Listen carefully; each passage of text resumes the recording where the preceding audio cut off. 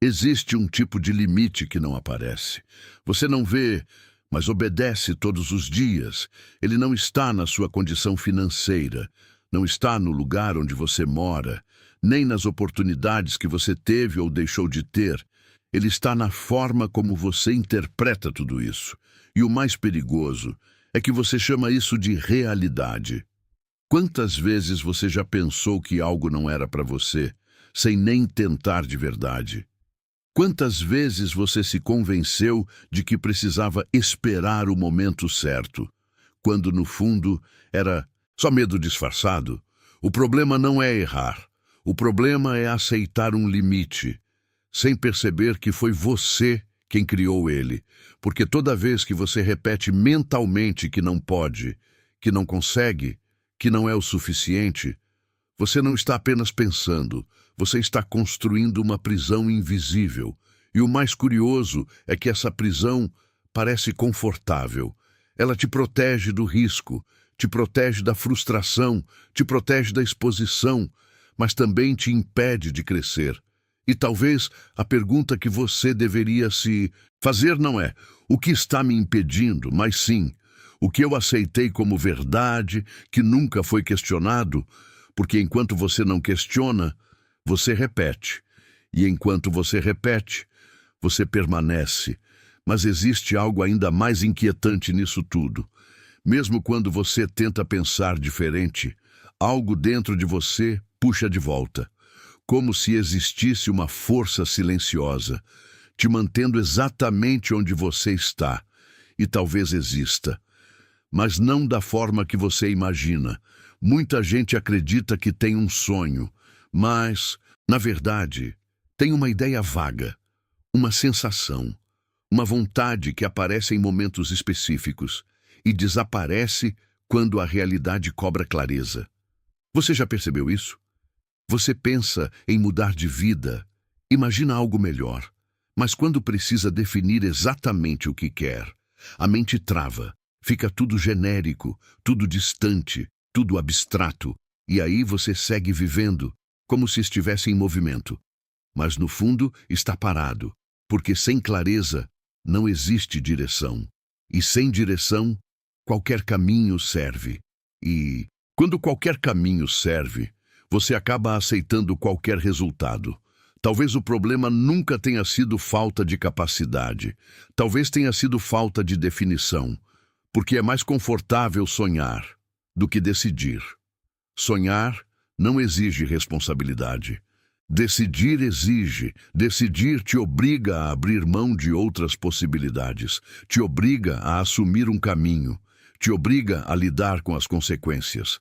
E é por isso que tanta gente permanece no campo das ideias, porque lá não existe cobrança, mas também não existe evolução. Agora pensa comigo, se você não consegue explicar com clareza o que quer, como espera reconhecer quando estiver perto? E mais, se você não sabe exatamente para onde está indo, como vai saber o que precisa deixar para trás? Talvez a falta de clareza não seja um acidente, talvez seja uma forma inconsciente de evitar mudança. Porque quando tudo fica claro, você não pode mais fingir que não sabe. E quando você sabe, você precisa agir. E é exatamente nesse ponto que muita gente trava. Existe uma frase que parece inofensiva, mas destrói mais sonhos do que qualquer fracasso. Eu vou começar. Não agora, não hoje, mas em algum momento, quando tiver mais tempo, mais energia, mais certeza. Mas deixa eu te perguntar, quantas vezes você já disse isso e não fez?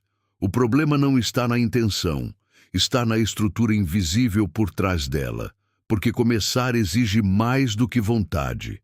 Exige organização, exige decisão, exige confronto. Confronto com seus próprios hábitos, com seu ambiente, com a forma como você vive hoje. E talvez seja isso que você evita, porque mudar de verdade não é só adicionar coisas novas, é eliminar o que não faz mais sentido.